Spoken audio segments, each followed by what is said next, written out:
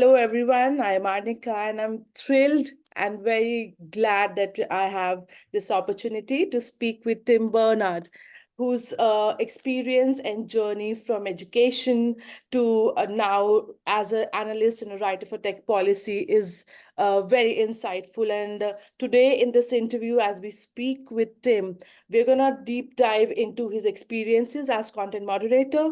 What is his perspective on tech policy now as we enter 2024, what's happening globally, and also getting his perspective on countries like India, which are grappling with the laws and policies around tech and safety of users in the online spaces. Thank you, Tim, for making time for us today. And I would just like to start and begin this interview and request you if you could share an overview of your journey, because it's very insightful that from your roots in education to content moderation, then back to education, and then your current role as a tech policy analyst, as a writer. It really is very fascinating. And I would want to listen from you what has been your experience and how did it begin? I grew up in London actually, and I moved to New York City, and that's where I live till today. Um, so the way I got into trust and safety was I kind of fell into it. I was working for an organization in the education sector, philanthropy actually, and that organization closed down. And a friend of mine was working at a platform called Seeking Alpha, which is a platform for crowdsourced investment analysis. And he asked if I would help out for a couple of days, filling in for actually moderating content, for just going through the queues, moderating content, which I did. And then he had some other projects I could help with, and I ended up leading the content moderation team there for a while. You know, I come from nonprofit work in the education sector, as you mentioned, and I found it surprisingly fulfilling to be, at this company doing this work, especially like in the financial vertical. But they had a round of cuts. It's a startup, and so I went back to education. And I was there for a while, but I really missed the challenges of trust and safety and also the scope of impact that I could have. So I decided to go back to school. I did an MBA at Cornell Tech, which is a campus of Cornell University that's here in New York City, and was really designed to serve the tech sector, to create people, to educate people in computer science engineering, information science, data science, and they also have an MBA program and an LLM program for lawyers. So got to work with people in all those different areas as a student. I also got to take classes related to tech and society and trust and safety. And so since I graduated there, I've been writing about the trust and safety landscape and related policy and legislative issues for Tech Policy Press. I was doing some writing for a startup. I've spoken to some people who are working on startups and some other people doing research in the area. And I've recently published a white paper for Stanford's Cyber Policy Center's program on platform regulation. And that's about legislation in the US and around the world combating online harms to children. Tim, I've been itching to ask that when you went back to education and then, how did that contributed to your understanding of trust and safety, especially when we're talking about the broader concept of tech and society and safety? I think working in education helped me with having a grasp of policy, because it's all about taking ideas that are really complicated and making them meaningful to a new audience. Whether that's making something concrete so you can put it in public policy, or explaining an area for lawmakers, or it's taking the platform's kind of idea about what they want to happen on their platform and then explaining that to users in a way that they can understand and informs how they're going to interact on the platform. Perfect. Yeah, that's what I wanted to hear, that explaining those communication strategies, because I think what's really happening across globe, and we also experience that in India, that at times language definition and the way tech policy and strategies are explained, people are lost amidst this whole, a lot of jargon that is being used. So it's very important that we know exactly who we are communicating with, what's the sector, and what exactly needs to be communicated. So yeah, yes, absolutely. So, Tim, your tenure in content moderation, that must have been very insightful.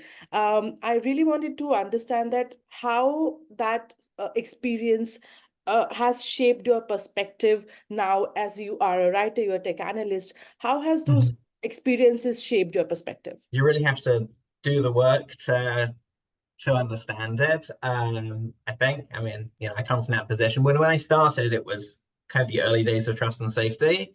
Um, it was a very small team. I was working on the policy, on the product, on the operations, training the moderators, working with them every day, and understanding of the field.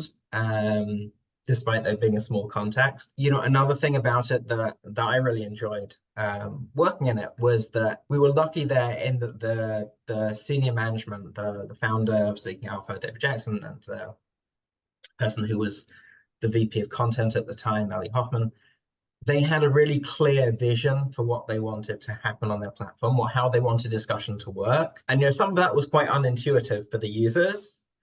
So there was a lot of work in educating them, right, and explaining to them what this vision was. But that meant that we knew what it was we were aiming at with content moderation. And I think that's a big challenge for a lot of the big platforms is having a real sense of what is this vision of what's going to be, what we want to be happening on the platform. Especially when there's so much focus on growth, right? It means you always want to expand the field that you're dealing with. But that means that things get very disparate, and you don't know what when you have to make a hard policy decision, you don't know which side to err on. Should you err on the side of like, we want as much as possible happening here so that we can grow, or do we have like a vision, the way we're going to work on this platform and the way we're going to be successful is by instantiating these values. So that's one of the things that I think I bring to my work talking is when I write about tech policy, I have this sense of like the social factors are really important, but it's also about bringing this product vision, this vision of what is this thing we're building that comes from the founders, doesn't come from politicians, doesn't come from users, like comes from the people who own the platform, right, who run the platform. What is it they're trying to do? And typically that's not like a bad thing. It's not like they want to say like, oh, we want to have a platform where people bully each other, right? No one wants that. But if you have a vision of what you do want, then that's going to help you make policy that makes sense. Oh, that makes so much sense. Now, this question, and I leave it completely on you if you want to answer this, that while you were doing that content moderation, do you remember any particular incident where it was a challenge, to moderate and take a very challenging decision while you were doing that job? And what was your, if you remember that incident, what was your approach towards it? I don't know about a specific incident, but there was what I think the most unintuitive policy, and I think this speaks to what I was just saying before, was they had this vision of like rational discussion on the platform, right? People are going to be talking about investment decisions. This isn't politics. This isn't values. This is like, will this stock go up or down, right? And so they want people to have this very rational discussion. And one of the rules was at the time, probably still is, no ad hominem. Like you can't don't talk about the people who are expressing the opinions, people who made the main article. Don't say, oh, this person's always wrong. Don't say, oh, I found out this person is a convicted criminal, because they had some disclosure for financial crimes. They had a requirement for that. But in the comments, they didn't want people talking about that because that wasn't relevant to the particular discussion, right? Just because someone's a convicted criminal doesn't mean they're wrong about this stock going up or down, right? And that was hard for people to understand because people typically are interested in when people make decisions. They think, is the person who I'm listening to honest, and things like that. They were like, no, we don't want that on the platform.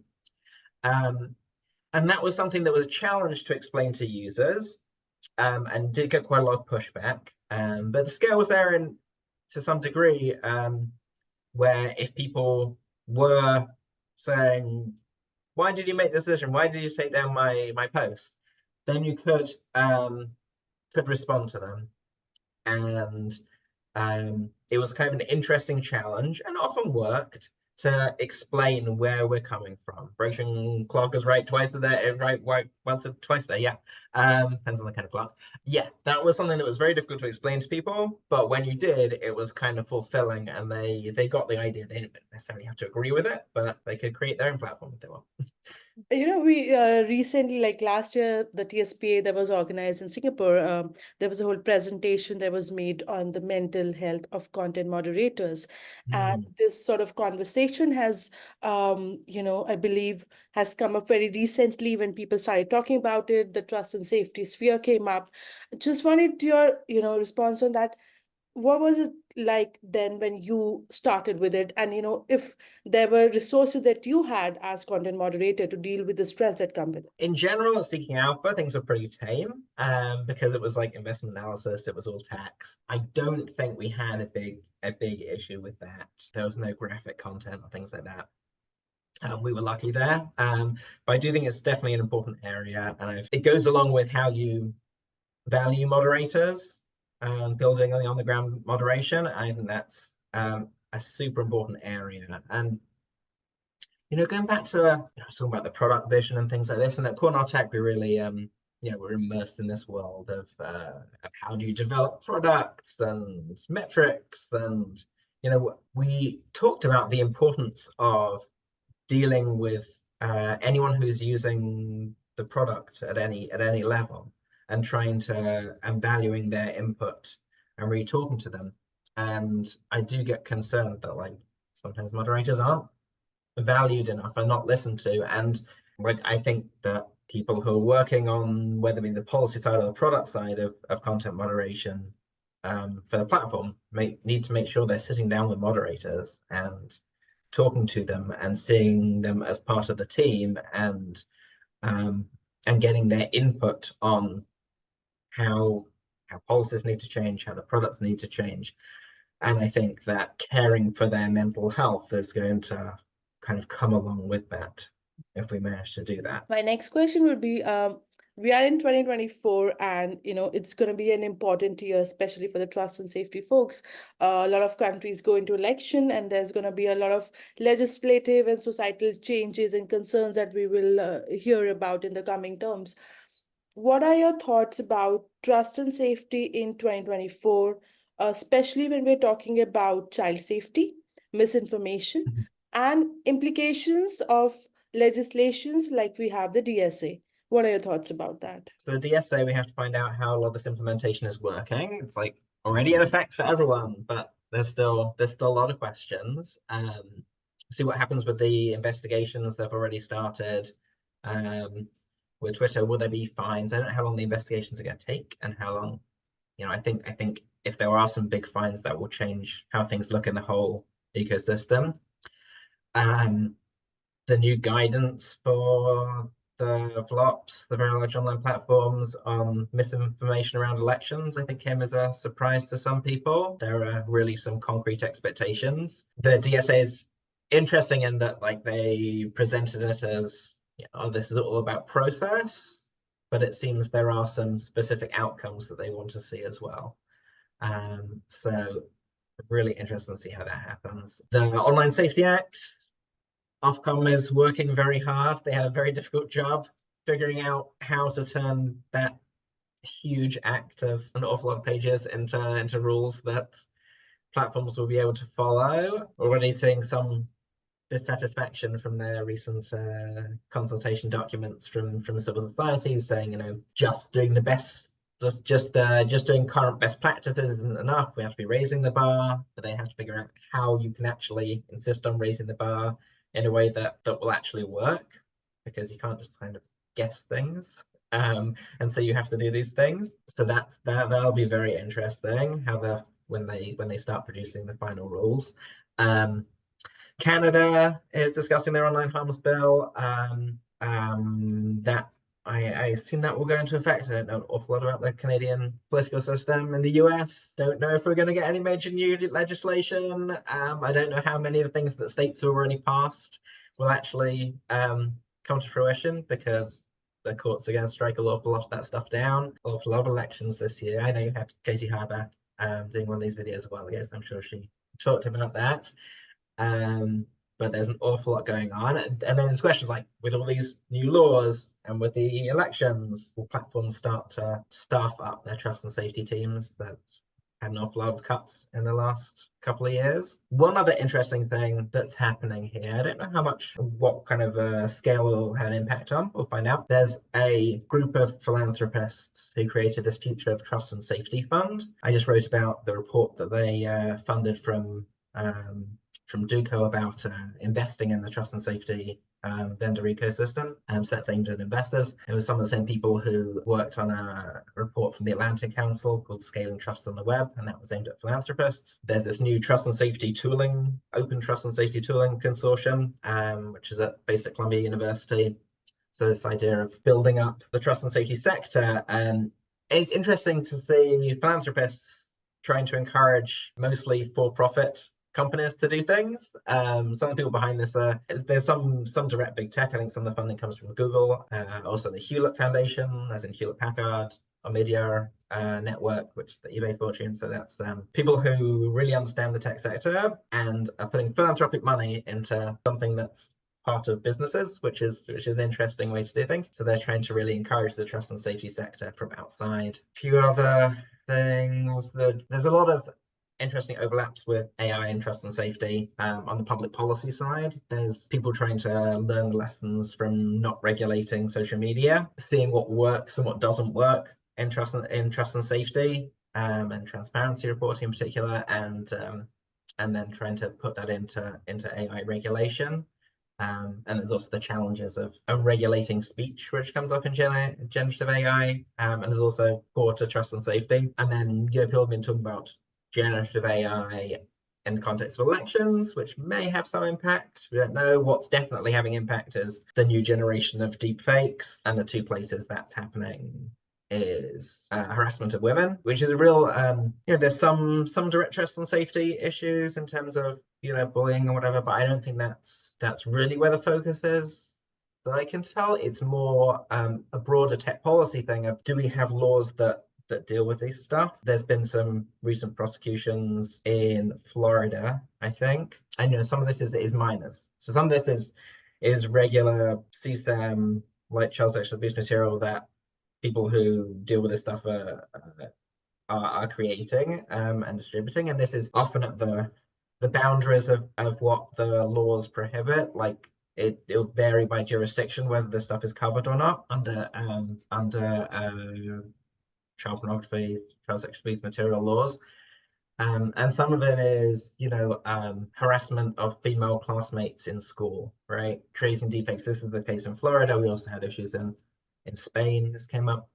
And even when you do have laws that make this prohibited, are the laws the right kind of laws to deal with this? It's an interesting problem. And is there any way of holding the companies? There's like for-profit companies that are like doing this as a service, which is gross. But are there laws and law enforcement processes that can actually deal with this? There was a recent report in The Guardian, I think, looking at how several of these services all appeared to be run by the same people, and it was all very shadowy, and they were in different countries, and it's going to be very hard to crack down on. But that's something we're going to definitely see more of. You've rightly mentioned the issues. So increase in misinformation during elections, harassment of women, deep fakes, and all of these coming in.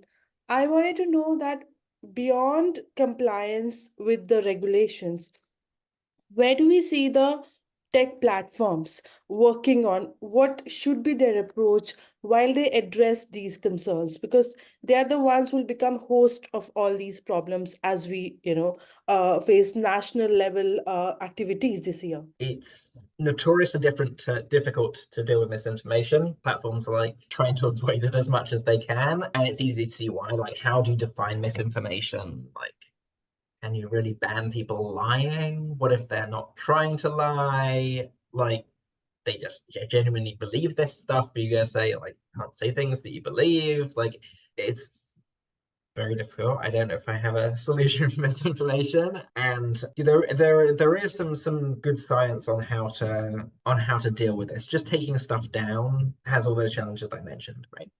When you get to labeling, there can be some issues with that too. Labeling and presenting alternative sources. Sometimes that pushes people back into their assumptions, their previous assumptions, which is not good. There is some more social science on this. People talk about pre-bunking and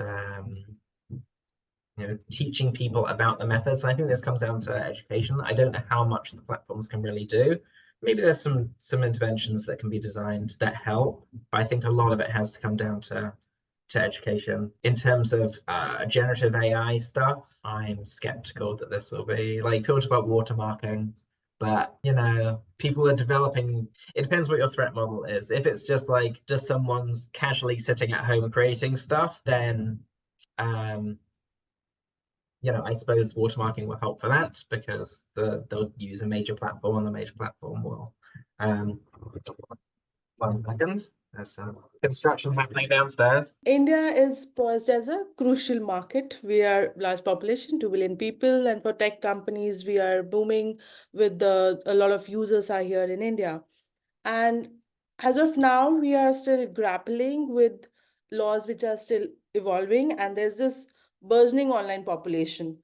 I wanted your advice on dealing with trust and safety issues here in India. Are there any specific set of laws, policies that we should look up to? Are there any regional specific, approaches that we should look up to while we are framing these policies and laws for our digital sphere? I think the most important thing is be patient. You're asking us like this, there's laws that are good examples. The answer is we don't know yet. DSA we're still working out what that does, right? And the Online Safety Act isn't enforced yet. We just don't know. There's all these ideas out there. There's places all over the world that are trying to rush to create this legislation because there is some call from the public. But I think spending time on it and then enacting something that doesn't actually help and just creates problems and creates a whole load of work for regulators is not the right thing to do.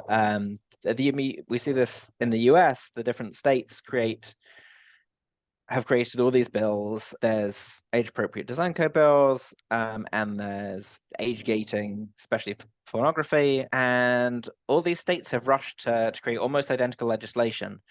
But those that have passed have been put on hold by the courts, and that's not helpful. Why are legislators spending their time on things that they could just wait and see what happens? So first we need to find out, can the law actually go into effect? Is it constitutionally legal? That's in the US. But the second thing is it operationalizable? Like, are there things that I promise I'll talk about this more in a second, but are these rules that it's possible for platforms to follow and to be enforced by regulators? And the third thing is they do go into effect, they are able to be enforced. Do they actually help with the policy objectives, right? Is this making things safer or not? So that's the first thing. And then even when you have a law that seems to be working well in another place, it has to be adjusted for the local context. I'm not an expert on India. I don't know.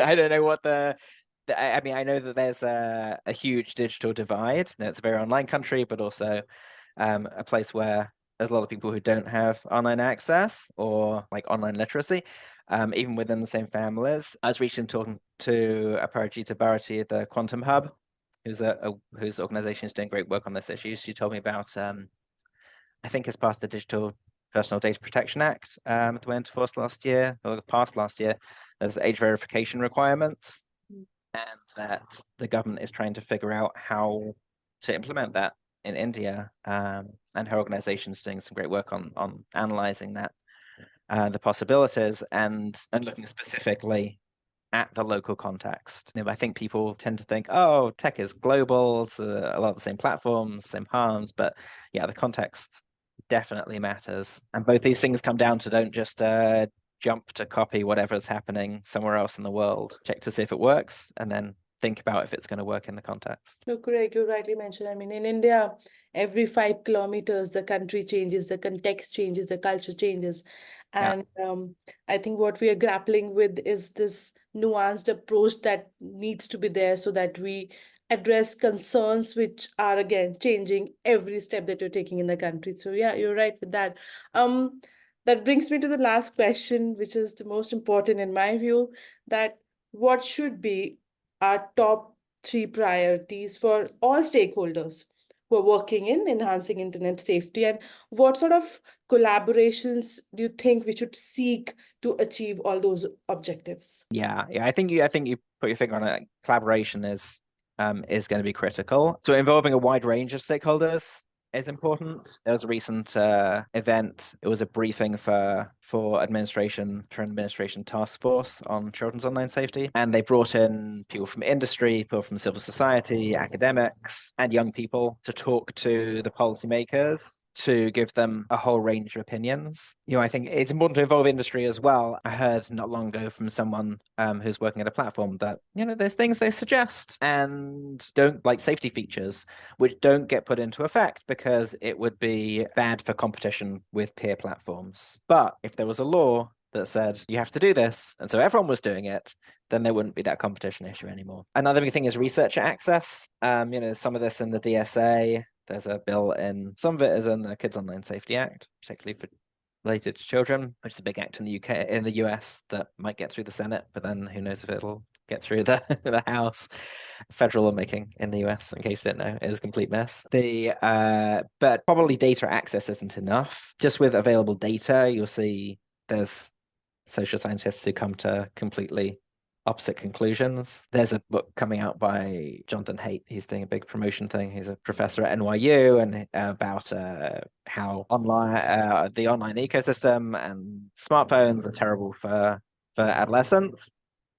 And there was also a big survey done by a professor at Oxford, I forget his name, who concluded there's no population correlation, looking at all sorts of different countries, between internet use and mental health issues. So completely different conclusions. There are some researchers, Jonathan Stray is one who's been talking about this, who try and collaborate with platforms, who try and work together with them to conduct experiments on platform.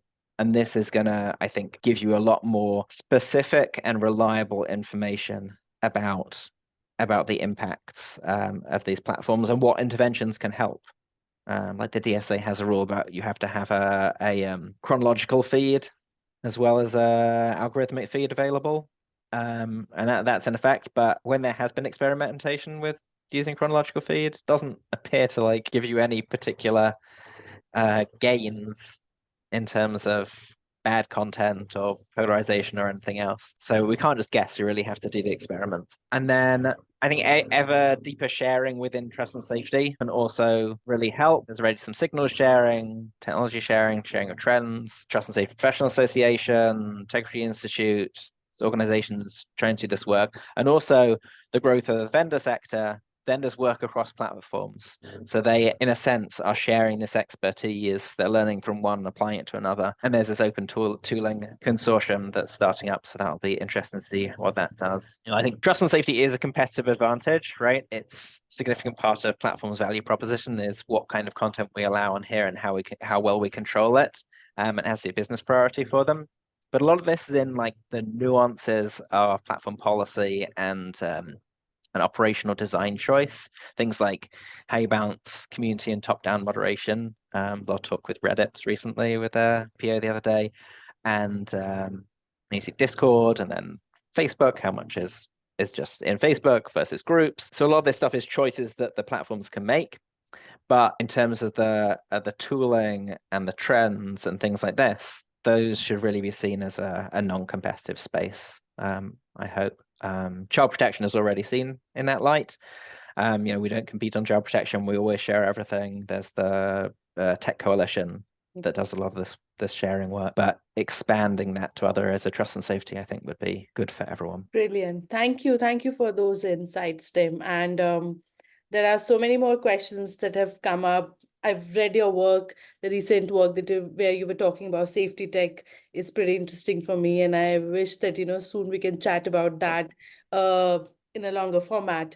So, but keep writing. It's very insightful for people like us who've been, very excited to read from, writings from experts like you and know about what's happening globally in the trust and safety sphere, the digital safety sphere, because I think every region is grappling with a different sort of an issue, and with more collaborations, with more readings that we can, and more sharing of stuff, as you mentioned, this is something that we can really solve. With every conference, trust and safety meeting that we've been attending, my one takeaway, and I'm really proud of it, is that more people share about initiatives, more people share about what's working for their particular region or country, is something that has really helped.